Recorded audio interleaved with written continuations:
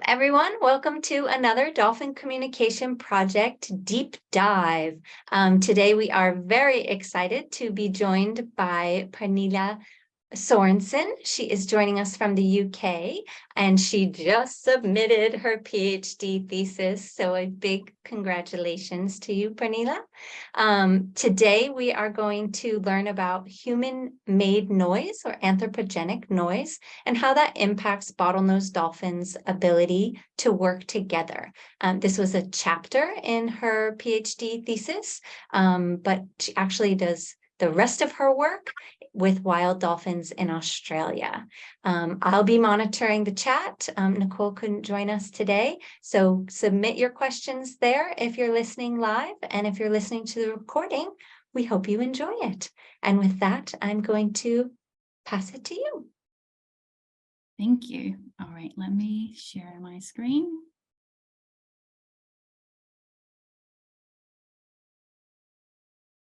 How does this look from your side?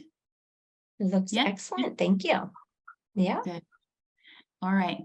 Well, hi everyone, and thank you first of all for inviting me to come speak today. It's very exciting, and I've been looking forward to this talk and telling you all about my research. So my name is Pernille, and I am a PhD, or I was a PhD candidate at the University of Bristol until just recently, where I submitted my thesis.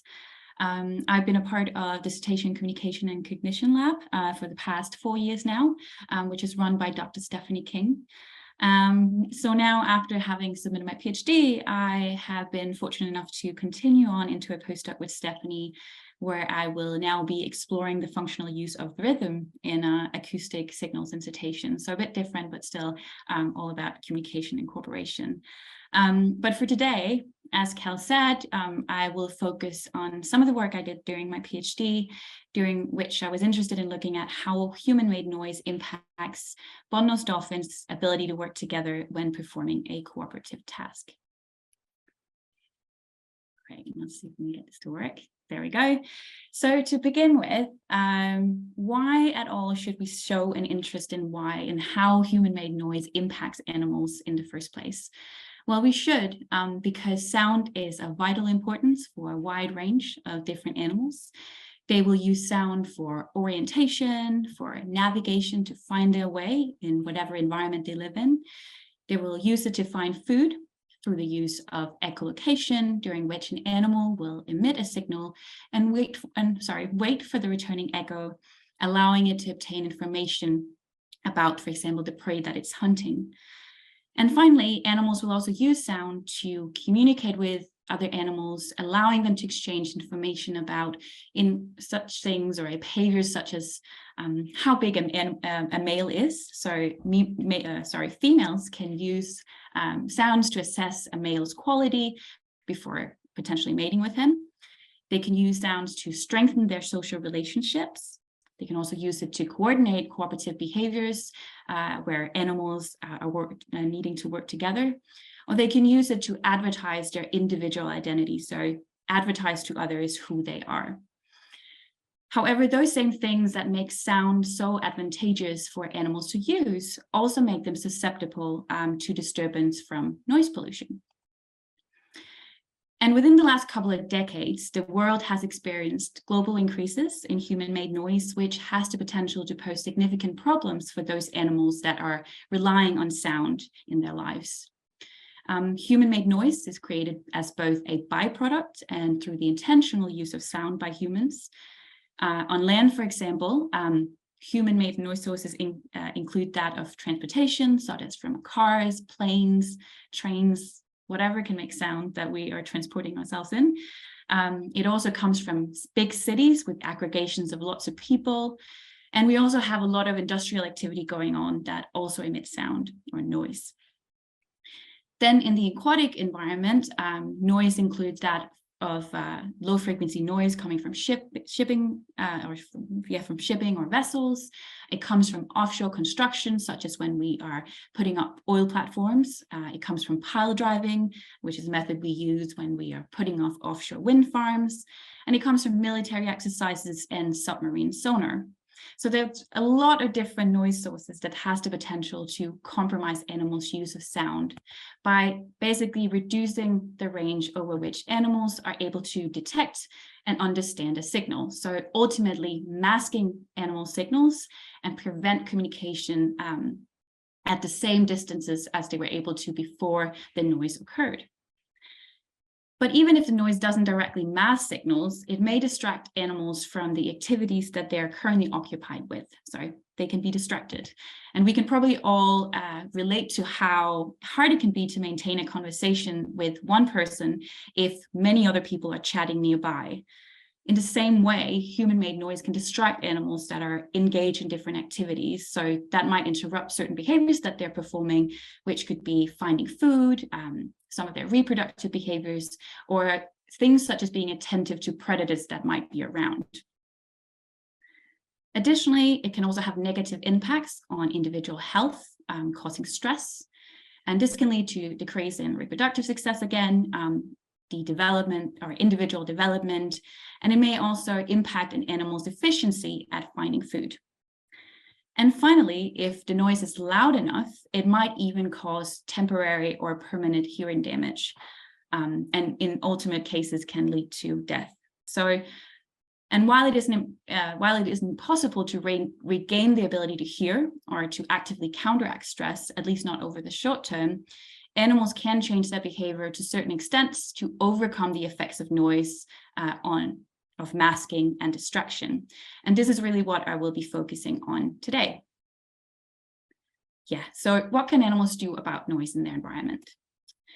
Well, before diving into some of the most common mechanisms that animals may use to overcome the effects of noise, it's important to note that some animals might not even engage in such behaviors. In response to noise, some animals have been shown to stop their vocal activity and simply wait until the noise disturbance has passed. This is, for example, the case in European robins. It's been shown that actually they will decrease their singing during noisy daytime areas or daytime hours in urban areas, and instead increase their singing at night as a way of, getting around how they're affected by noise during the day, and then still maintain communication with others.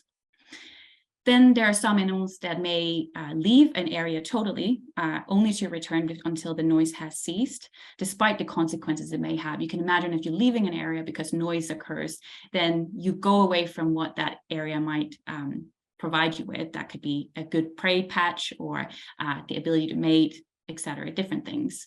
And this is something that's, for example, been observed in plain whales, beaked whales, where the whales have been shown to leave areas prior to military sonar exercises and only to return again after the end of the exercise. But for the purpose of this talk, I'm interested in telling you a bit more about the acoustic compensatory mechanisms that animals may use or employ in response to noise. So first of all, I would like you to imagine that you're at a concert and you're trying to talk to a friend. And you might even notice yourself, but due to the very loud music around you, you will probably talk louder than you would normally do. You might even shout to make sure your message gets through to your friend in the noise. And some animals may use that same strategy to overcome the effects of noise pollution. So I've tried to illustrate that in a sketch here. So on the x-axis, we have frequency, and on the y-axis, we have loudness. This gray shaded area represents the noise that we're exposed to. And then you see on the left-hand graph, this little blue signal that I have drawn out. So what you do when you're trying to compensate for noise by increasing your loudness, you're taking it outside that of the masking level of the noise. And this is also referred to as the Lombard response. And this has actually been shown for a wide range of species by now, including many species of cetaceans, but also many species of birds. So in this example here, I'll just show you here. These are figures from a study where they looked at how noise impacted nightingales and their singing behavior. And in this study, it was showed that if they were exposed to increasing levels of noise, which is what you see on the x-axis, they would increase the level of their song. So they would sing louder with increasing noise. And they did this on several individuals, and they saw the same kind of pattern. Another vocal mechanism that animals might use is to change the frequency content of their signals and shift it to a frequency outside that of the noise. So shown in this slide, slide here is a similar figure to that I had before, but the noise here is instead here the signal is compensated for, or the animal which producing this lovely little signal that I've drawn compensate by shifting the frequency from a lower frequency to a higher frequency outside that of the noise band. And this basically corresponds to changing your voice from a low pitch to a high pitch, so deep voice to high voice. And evidence of this type of vocal adjustment to noise has come from studies, for example, North and South Atlantic right whales. So one study showed that for the same call type, the frequency content of right whale calls shifted upwards over time. So they called at a higher frequency, and more so in northern right whales that are exposed to a higher level of human-made noise. So in this case here, you can see this figure. We have time on x-axis, frequency on y-axis. And then for South Atlantic right whales and for North Atlantic right whales, you can see that they both kind of increased the frequency content of this call. Then there is a third mechanism that animals may use, which is calling more frequently. So basically repeating your call to increase the possibility of signal detection by your intended receiver. And in our figure below, this could look like this. So instead of frequency here on the x-axis, I now have time. And in the first here, we have just one call, and that's masked by the noise and cannot be heard by an intended receiver. But if the animal repeats that same signal, because noise is also usually variable, it might be that there is a little pause in the noise or break that the animal can exploit by repeating the signal several times. And this kind of mechanism has also been shown in a range of different species, but it's, for example, been shown in the neotropical tree frog. And in this figure here, this is taken from a study where they investigated again the response of the frog to noise. So what they did was that they looked at the call rate of this frog before playing back white noise, and then they also looked at the call rate after. So on the x-axis you have before they exposed it to the stimuli, when they've exposed it to the stimuli, and after stimuli. And what you can clearly see is that on the y-axis here is call rate, so that when the animal is exposed to the noise, it increases its call rate, calling more redundantly. And this has also, again, been shown for a number of marine mammal species, including bottlenose dolphins and blue whales. So finally, the last method that I would touch upon is that of increasing your duration of your signal, which I, again, have exemplified here in a sketch. So same from before, but instead here you see what is basically happening is that this signal is being extended in time, which is also a means of increasing the detection or the chance of being detected in the noise. So as you hope, sorry, and I just want to show here that this has also been shown in a range of species, for example, humpback whales that will emit a longer duration sound, but also in marmosets. So again, from a study here from 2003, where on the x-axis we have noise level and we have call duration on the y-axis, and what you can see is that as noise got louder, the monkey here increased duration of the call. So as you can see, the use of acoustic mechanisms to overcome the negative impacts of noise are very well documented. However, most of these studies have looked at how animals may try to compensate at the level of the individual. So whether these animals are actually successful at getting their message across when using these mechanisms is much less well known. And so we know very little about how noise may impact individuals that are actively working together using sound. So to explore this in more detail, we need to look towards a species that use sound to work together, where coordination and timing is really key for success. And one such species is the bottlenose dolphin. So they are known to engage in behaviors such as cooperative foraging, where multiple animals work together to catch food.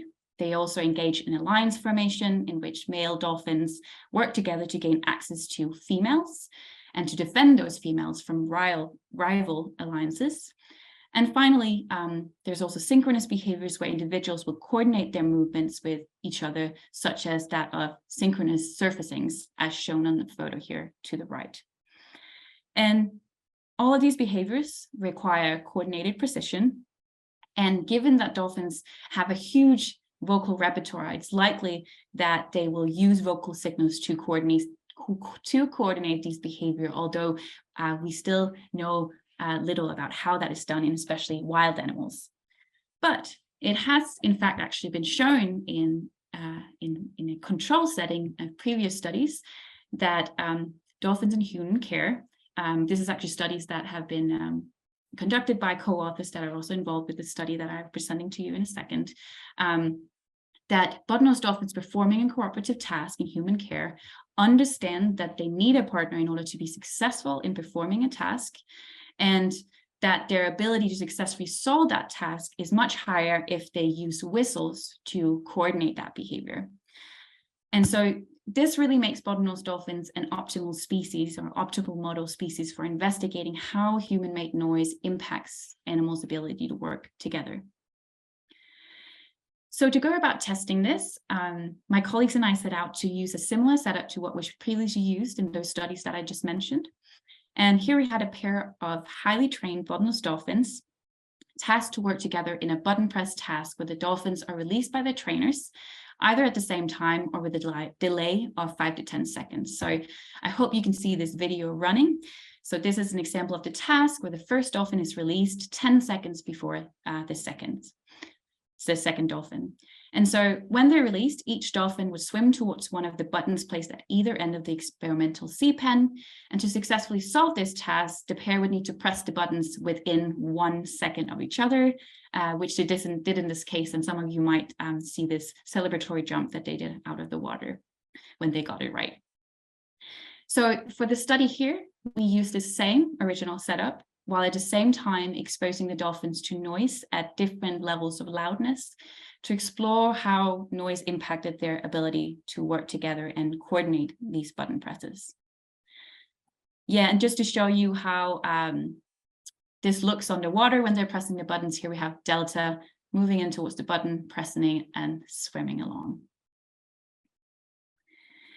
All right, so what did we expect to find with this study? So, well, we were really interested in knowing whether increasing noise would make the dolphins less successful at performing this cooperative task. And we expected that an increasing noise would lead to a decrease in their success rate, meaning that we would see them being less successful at pressing these buttons within a second of each other when they were exposed to louder levels of noise. Secondly, we were interested in knowing what the dolphins would do to overcome the effects of noise. So we expected that the dolphins would, this pair that we used, would modify their behaviors to overcome the noise by increasing the loudness of their whistles or their whistle amplitude, that they would increase whistle duration, and that they would produce whistles more redundantly, so basically repeating more whistles in order to make themselves heard. We also predicted that the presence of noise would force the dolphins to rely more on visual cues. So if this noise is in fact masking their ability to use vocal signals, which we know from previous studies that they would use, well, then they would try and see if they could use their vision more to compensate for that. Yes, so to address these questions, we extended that experimental setup that I just told you about and equipped both dolphins with these acoustic recording DTECs. So for those of you who are not familiar with DTECs, they are kind of these small computers. You can actually see it here on Delta on the left. He's wearing this beautiful tag just behind his blowhole. And they're not much larger, as you can see, of a phone, and they don't weigh much more. And they're attached with these suction cups and can easily be put on and taken off. And they basically allow us to record all vocalizations that these dolphins are producing while they're performing the task. We also recorded all trials with a GoPro. So actually what you can see right now on the screen is the view that we had on our GoPro at all times. And this allowed us to assess whether they performed differently, if there was any behavioral changes throughout the trials, and whether that changed as the noise got louder. Yes, and then we also had an underwater speaker, as you can see here, placed between the two push buttons that we have here that would play back our noise stimuli that we exposed them to. And for each trial, the dolphins would experience one of 5 different treatments, one being an ambient noise control, which is basically just a speaker in the water. It wouldn't play anything, so the only thing the dolphins were exposed to were the presence of the speaker, but the noise would be whatever was already present around them. Then we would also expose them to one of 4 different types of noise stimuli that we presented them to of increasing levels of noise, and I've added how loud they were here in the little box. And before I showed you an example of what a successful trial looks like, and just for good measure, I will now show you how it looks like in a fail session. So here again, we have Delta and Reese, the 2 dolphins, being released by their trainer by this knuckle-to-knuckle signal. Again, Delta is released first, 10 seconds before Reese, and they both swim around the lagoon and go towards their push button. And in this case, it should be obvious that I think it's Reese here, goes to the button, presses before Delta, and they both know it because they also pick up on there's a speaker in the water just to tell them whether they had it right or wrong. So it sends out a little signal. All right, but let's look a little bit closer at the findings of this study. So first, we wanted to investigate whether the dolphins would have a lower success rate as the noise level increased. So the dolphin diet performed a total of 200 trials for this experiment, and that was basically 40 trials per all different treatments. And in the figure here, this illustrates the trial outcome as a function of noise level. So on the x-axis, we have noise level, and this is the noise level measured within each individual trial. Then on the y-axis, we have trial outcome, which could either be failure or success. And then you can see that these small dots here, which each represent a trial, are color-coded. And the lighter colors represent the no noise or the ambient noise control trial. And the darker colors, or the darkest colors, represent the very high noise treatment. So there's a range of colors corresponding to the level of the noise. Then what we can do is that we can plot the success rate in percentage. So what was the chance of them being successful as the noise level got higher? And what we found here, so again, now we just have the success rate on the y-axis in percentages. And what we could see here is that the success rate dropped significantly as the noise got louder. So as per what we was expecting, the dolphins struggled more to be successful when the noise level got higher and were less successful. So next, we wanted to investigate how these 2 dolphins may attempt to overcome the effects of noise by adjusting their vocal behavior. So in some of the similar ways that I started out this talk with telling you about. And from the DTAC data, we were able to quantify their use of vocalizations. And because we already know that dolphins are more successful when they use whistles to coordinate during this task, we focused on their use of whistles. However, we also did go through our data and looked at echolocation, which I'll come back to at a little bit of a later point. But we know from previous studies that whistles are important for coordinating this task. So that's why we looked into this. So to investigate whether they do increase the loudness of their whistles as the noise got louder, we estimated what is called the whistle apparent output level. And this is just a nice word for, basically, it's a measure of loudness or amplitude and corresponds to what the loudness is as measured just behind where they produce sound. So we placed a tag just behind the blowhole, and that's just before their sound producing organ or sound producing source. Okay, and so I'm going to show you some plots here now to show what it was that we found. So on the x-axis here, we have the noise level that the dolphins were exposed to. And in contrast to before, where this represented the noise level as experienced throughout the whole trial, the noise level here represent the noise in a small window just before the dolphin emits each individual whistle.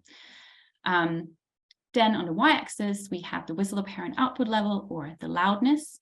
And what we found was that as noise level increased, the dolphins would increase their whistle output level, so the loudness, and they both did this significantly. So again, like the figure before, I just want to highlight that these are color-coded according to treatment. But yeah, we found that both dolphins increased the loudness of their whistles as noise level got louder. Yes. All right, so then we also we were also interested in knowing whether the diet increased the duration of their whistles with increasing noise loudness. So like before, I will show you some similar plots, but now instead of loudness or whistle apparent output level on the y-axis, I have whistle duration in seconds. Again, these subplots here show for each of the two dolphins, Reese and Delta, how the whistles got longer as a function of the noise level. The noise level, again, is measured in that just a small window just prior to whistle emission. And what we found was that both individuals would increase the whistle duration with higher noise level, but only Delta did so significantly. This wasn't the case for Reese, but it should be noted that while his whistle durations were much more variable, it's worth noting that his longest whistles was still produced in the very high noise treatment trial, and that had a duration of more than 3 seconds. And on average, his whistles were longer in the highest noise treatment categories. So the reason why we not see that is that actually when in the very high noise treatment trials, there were 20 trials where he didn't produce any whistles at all, which is also something that's interesting. He basically didn't produce many whistles in half of the trials, whereas in the others, he might overcompensate and actually produce more. So, and because we are controlling for what treatment or what trial each whistle is produced in, this might be the reason why we didn't see this. All right, so in summary to what we've seen so far here, we found evidence supporting our predictions that dolphins will attempt to overcome the effect of increasing noise by increasing their whistle amplitude, similar to actually what had been seen in wild dolphins. So yeah, there's a similar level to what had been seen in wild dolphins. They would also increase the whistle duration, and they would do it nearly twofold. So basically almost doubling their whistle duration from the no noise treatment trials to the highest noise treatment exposure. However, we found no evidence that they produce signals more redundantly. So that's why you didn't see any figures of that, but they didn't produce them more redundantly. So that was not a mechanism that they employed. Okay, so finally, I'll just try and go through a little bit of the data we found when looking at their behaviors. So on how they might make use of visual cues to change behavior with increasing levels of noise. So as I mentioned, we have videos from all of the trials, and I went through and looked at all the behaviors, and before even going in and coding the behaviors, we have set out an ethogram with certain behaviors that we were interested in looking at, and we wanted to see how that changed throughout trials with increasing levels of noise. So what we found, first of all, was that they spent significantly more time orienting towards each other as the noise level got louder. So you can see this here in a little illustration. So they basically turned their head more and more towards each other. And what I mentioned earlier is that these dolphins also produce echolocation. So one might think that they would use this echolocation to orient towards their partner and detect where their partner was, because they couldn't use whistles because they couldn't be heard. Echolocation clicks are produced outside the frequency band of the noise and also much louder than whistles. So maybe they would be using that as a strategy and kind of communicating with echolocation instead, or at least using it as a cue to try and attempt to solve the task. However, we don't think that was the case, because actually what we saw was that with increasing levels of noise, their echolocation or the use of echolocation actually also dropped. So instead, the reason why they might start and orient more towards each other may be because they need to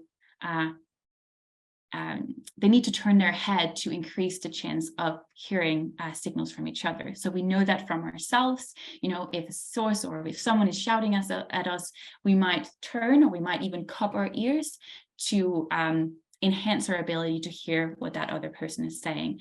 And a recent study did show that actually the hearing of dolphins is not directional, meaning they can't hear equally well all around their head, but it is actually a little bit directional. So they could benefit from moving around and looking towards where the sound is coming from.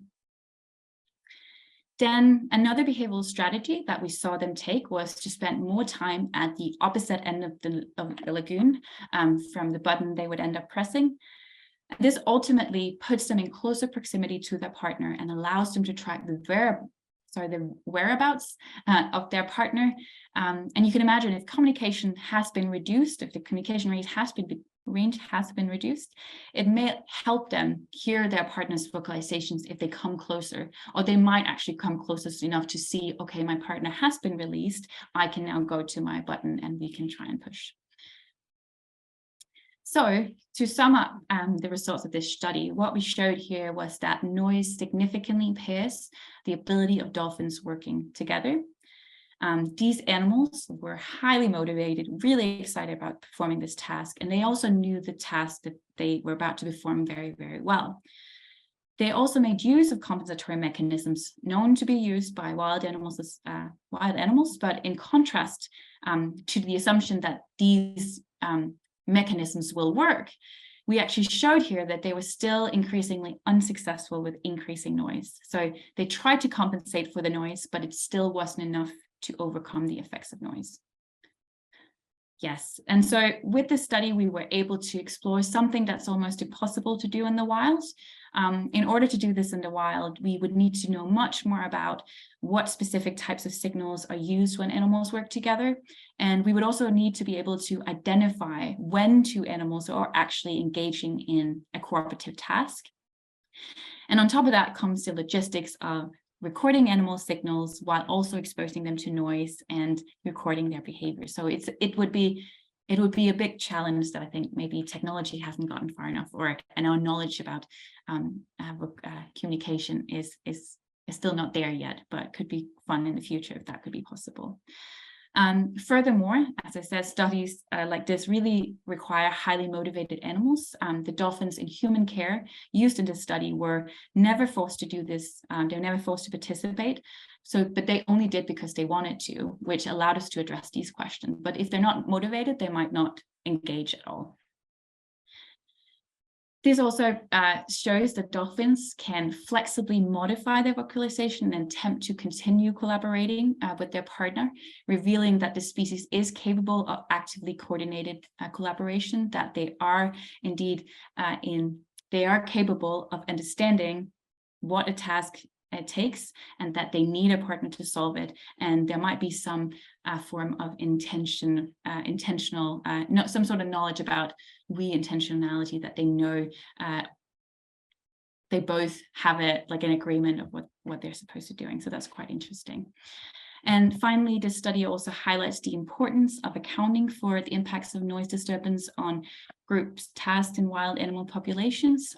If noise makes groups of animals in the wild less efficient at performing cooperative actions, such as cooperative foraging, then this could have important negative consequences for individual health and ultimately population health. And so finally, before I end this talk, I would just like to acknowledge all of the brilliant co-authors and collaborators on this project, as well as everyone involved. This was really a huge team effort. We managed to successfully collect the data for this project during the peak of the global pandemic. I unfortunately wasn't able to travel to DRC because of travel restrictions, of course, but instead we ended up shipping equipment. We had the team at the Dolphin Research Center learn how to use the acoustic equipment. We had multiple Skype meetings, and all in all, this was just a very successful collaboration that I'm really proud of. So thanks to all of them. This study was also recently just published in Current Biology. So if you're interested, you can find it there. And it also received a range of different media coverage, some of which I've included here from Washington Post and BBC News. But with that, thank you all so much for listening. I appreciate it. And I will be happy to take any questions. Thank you. Thank you. And there will be questions. So first, I will just make sure I can see all those questions. And do our little wrap up before we get to them. So if you're new to DCP webinars, thank you for watching and listening. And if you want to catch up on previously recorded programs, you can do so directly on our website. Just look under the Knowledge Hub and you'll find the webinars. If you're a YouTube watcher, you can also find them all there.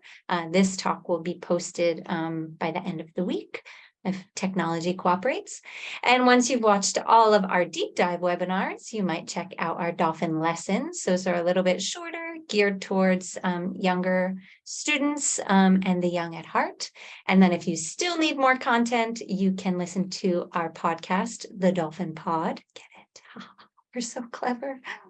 And then, of course, DCP is a nonprofit organization, so I would be a bad DCP member if I didn't remind viewers how they can support us. You can become a member, make a donation, purchase some swag from our online shop, join our director, Kathleen, in the field, share our social media posts, anything and everything. And there you can see our contact, so do please stay in touch. And with that, we have compliments to you, Pernille. Thank you so much for the information. And we'll see how I do on ordering the questions in some type of sensible order. So first, to get a sense of what goes into this type of project, obviously you had the data to then go through and analyze, but the initial training of the dolphins, so their initial push button coordination task, can you give us a sense of how long that took Delta and Reese to learn? Yeah, so Delta and Reese have both been used in those previous studies by my co-authors, so Stephanie King and the team at the Dolphin Research Center. And so the way that they started out was by learning them to push the buttons when they were just next to each other, to get them to learn that they needed to press them at the same time. And then ultimately they started moving them further away from each other. And with that, they also saw that they started increasing their use of whistles for this task, but now they are also oriented away from each other and can't visually see each other. I'm actually not exactly sure how long. I think it was about a month that they used on that first study where they started kind of tried to teach them or taught them to do it. And then obviously since then, they know this task really well and they know to do it. And it was really interesting to see also how in this study now, when they were then challenged with noise, how they then started maybe changing their strategy a bit, doing different things to try and get it right despite the noise. Yeah. And I love the idea that you kind of can take one task and build on it. You can ask multiple research questions just based on the one behavior. Yeah, cool. It's a really fun task for them as well. And yeah, so it's nice to be able to use that for sure in more studies. Yeah. Awesome. One of our viewers is familiar with the video of two captive dolphins giving the kind of create task, do something new. So I'm not sure if he's referencing maybe Lou Herman's old lab in Hawaii, but it was thought that they kind of had a brief little meeting underwater and then did the new behavior. I heard afterwards that there's actually a lag and one is really doing the behavior first, but that's a tangent. His actual question is whether or not you have an idea, or scientists in general have an idea of how deep or complex their communication is when they are deciding on the task to do. Or do you think it really is one imitating the other? Mm-hmm. I think what we can say from this, especially because it seemed actually, so in terms of imitation, so for this, obviously now we had this one pair of dolphins, and what was interesting to see is that they actually seemed to use different strategies in order to perform this task. So from the vocal behavior, they both, yes, increase loudness, but actually in terms of whistle duration, Reese would increase the number of, so he would repeat his signature whistle several times by basically increasing the number of loops within the whistle in order to increase the duration. Delta would do something different. He would increase the duration just of that one loop. So they did something different in that. And also with the behavior, it looked like one dolphin would do one thing, go and wait, whereas the other might go and, take the path around, okay, seeing that his friend was now at the button, then swim towards the button. So they seem to do something different in terms of that. I think it's a really, really good question, because I think that is like that's what we will have a really hard time figuring out, right? Because we can't ask the dolphins whether they understand it, and we can't ask them to say or to tell us how they are coordinate these things. So I think that's what we're trying to get at. But now, and we always talk about these different levels of collaboration, whether there is an intent, do they know it? Are they intentionally doing something for the purpose of a shared goal or something? But what we can say with this is that this is kind of an evidence of actively coordination, because we can see that they're definitely aware of there's a common goal that they share. They're interested in spatially and temporally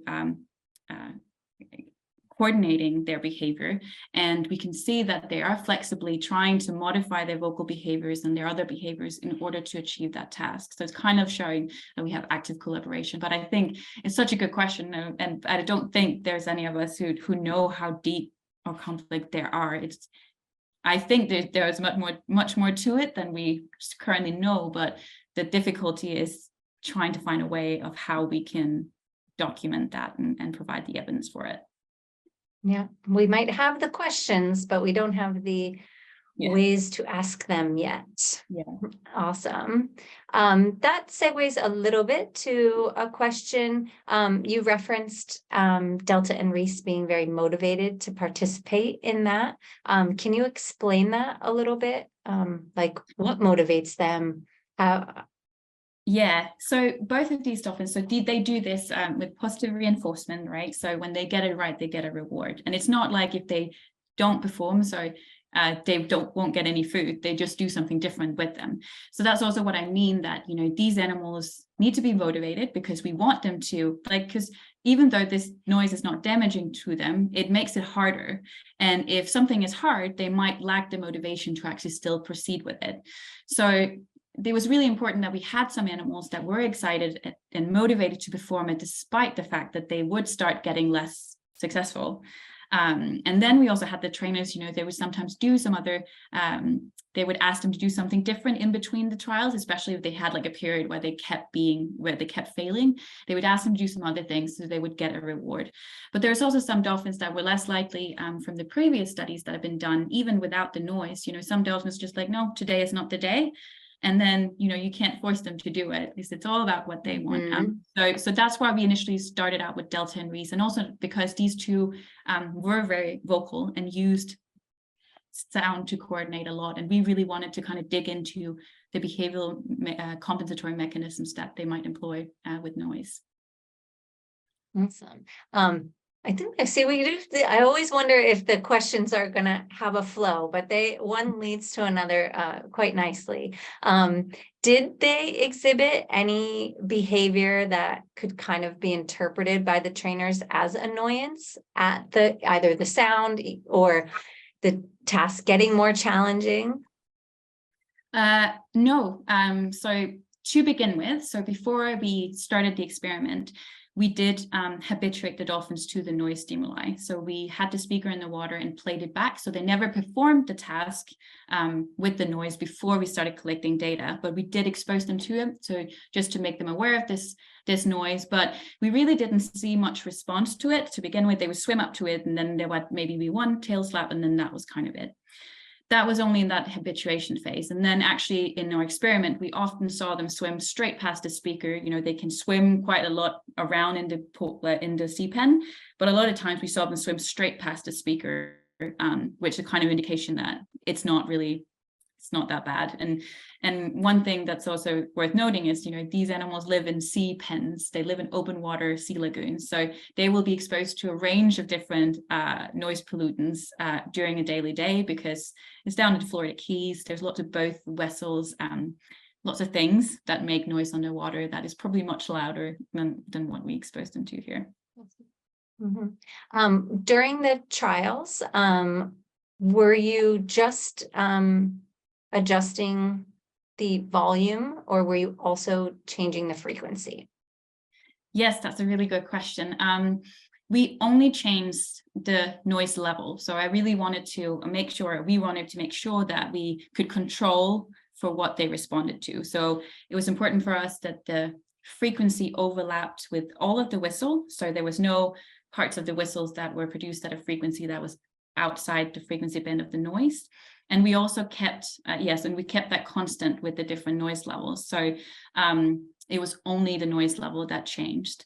Then in this study here, we wanted, at one point, we decided on using an underwater pressure washer for the very high noise treatment trial, where the noise level is, the frequency is a bit more variable. But it was simply just because we couldn't get our speaker to play louder, so therefore we had to come with an alternative at the very high noise. But we saw the response, or we saw them starting to compensate even at the high noise level, and then also at the very high noise level. Yeah, I hope that makes sense. Yeah. Yes, thank you. Was underwater visibility a factor? Did you only run trials when visibility was a certain range, or given their vocalizations and their echolocation, was that not a variable? We did note that down. So when we were going through the acoustic or the video recordings, we did assess visibility and what it was. We didn't find an effect in that, and also it was pretty much constant, the visibility. The visibility is not very great, which is, for us, is great in a sense. You know, they couldn't use that as a way to pick up on cues on where their partner was. And then I think we have just one more question. Someone is wondering what the maximum distance at which a dolphin can detect another dolphin or other large object by using its echolocation. So what's the range at which they can use their echolocation for finding each other, communicating with each other? Yeah, so echolocation is produced at a much higher frequency than that of whistles, which also means that they can't travel as far as whistles. That's why a lot of animals use low frequency sounds to communicate, because it can travel over further distances. So it will be at a shorter range. It also depends, because echolocation is used for what it is. You know, it's very directional. So it's only kind of emits out through the front of a dolphin's head, which basically means, which is directed for a reason, right? Because you want the sound to go out towards where you're going for a prey, and has as much echo back as you can. So it doesn't travel that far if the dolphin is turned away from you. So it really depends on where you are in relative to the dolphin. If you're right in front of it, it might still be a couple 100 meters, whereas if you're behind it, it might be much less. I think for dolphins, it is a bit longer than it would be for example, like porpoises that produce echolocation at a much higher frequency, where I think I estimated actually in my master's thesis to be only a few tens of meters behind a dolphin, compared to in the front, where it was much further. So I think it's like, it could be up to more than a couple of 100 meters for echolocation, but much less behind them. That was not a short answer, but this is what I'm thinking. Yes, it's all good information. And with that, we're going to wrap up, and thank you to everyone who was listening live and contributed questions. Thank you to everyone who's watching this at a later date. We hope you enjoyed it. And of course, the biggest thank you to you, Pernille. Thank you so much for doing this talk. And a reminder to anyone who's interested, you can find the paper online. You can reach out to DCP, and you can do a quick Google search and come up with all those press articles that covered it. And we hope you enjoyed it. Yes, thank you so much. Thank you, everybody.